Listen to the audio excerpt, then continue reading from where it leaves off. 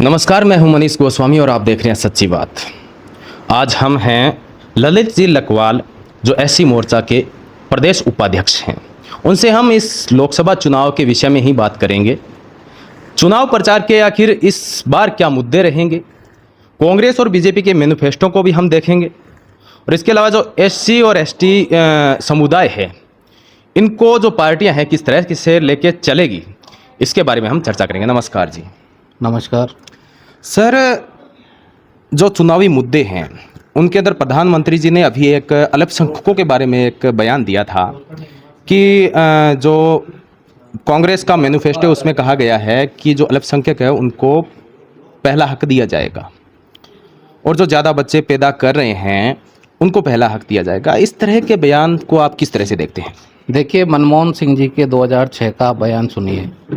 उन्होंने खुद ने कहा था कि इस देश के संसाधनों पर अल्पसंख्यकों का अधिकार है, प्रथम अधिकार है, और ख़ास तौर से मुस्लिमों का। उसी बयान को प्रधानमंत्री जी ने कोट किया है, नया कुछ भी नहीं कहा है। कांग्रेस शुरू से तुष्टीकरण की राजनीति करती आई है, और जो हमारा हिंदू समाज, बहुसंख्यक समाज है, उसको हर तरीके से नीचा दिखाने की कोशिश करती रही है। ये ऐसा ही एक बिल लेके आने वाले थे 2013 में, लेकिन भाजपा के विरोध के कारण वो बिल नहीं आ पाया था।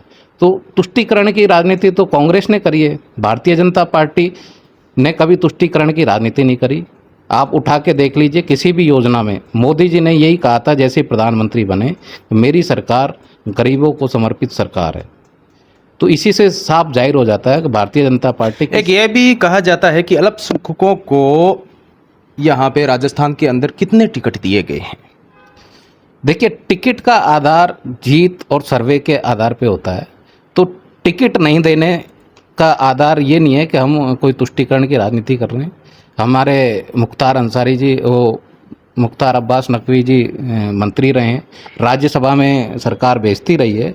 तो ऐसा कोई कारण ही नहीं है कि जिसकी जो जीतने की संभावना होती है टिकट उस आधार। राहुल गांधी जी का कहना है कि जो आरक्षण है उसको बीजेपी समाप्त करने जा रही है, या फिर संविधान खतरे में है, देश खतरे में है।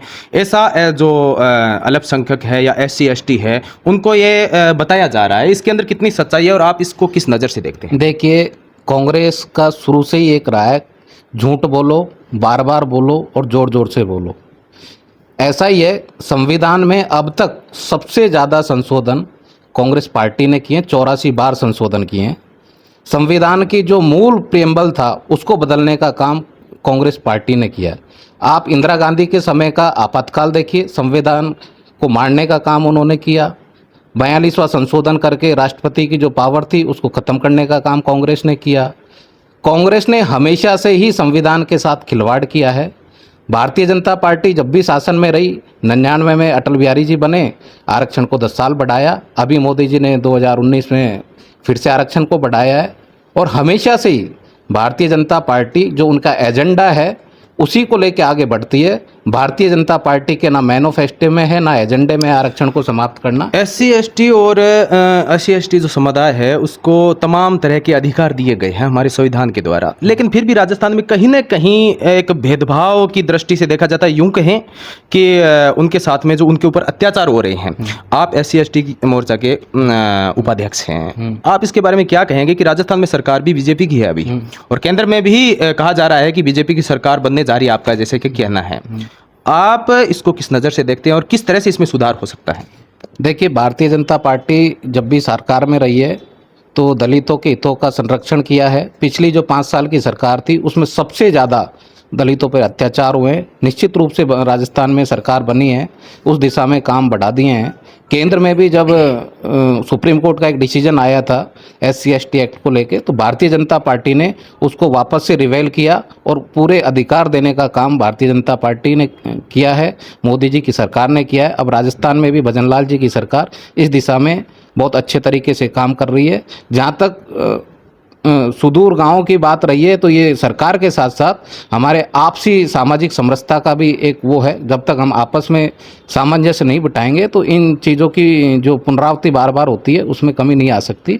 इसलिए सरकार के साथ सभी जो जातियां हैं वो समान रूप से एक दूसरे का सम्मान करें, इसी से ये भेदभाव खत्म होगा। प्रचार को किस तरह से देखते हैं? बॉलीवुड अभिनेताओं को या अभिनेत्रियों को बुलाया जा रहा है बीजेपी के द्वारा, वजह क्या है? देखिए, भारतीय जनता पार्टी चुनाव को कभी भी हल्के में नहीं लेती। चुनाव को हल्के में कांग्रेस लेती है। मैं आपको एक उदाहरण बताता हूँ। पिछली सरकार जो अभी ख़त्म हुई है 3 महीने पहले, उसके मुखिया थे अशोक गहलोत जी और उनके संगठन के मुखिया थे गोविंद सिंह डोटासरा।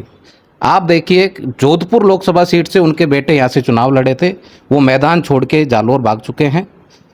प्रदेश इनके संगठन के मुखिया गोविंद सिंह डोटासरा जी, जिनका क्षेत्र सीकर है, वहाँ से भारतीय जनता उनके कांग्रेस का कोई कैंडिडेट ही नहीं लड़ा, उन्होंने कॉमरेड को समर्थन दे दिया।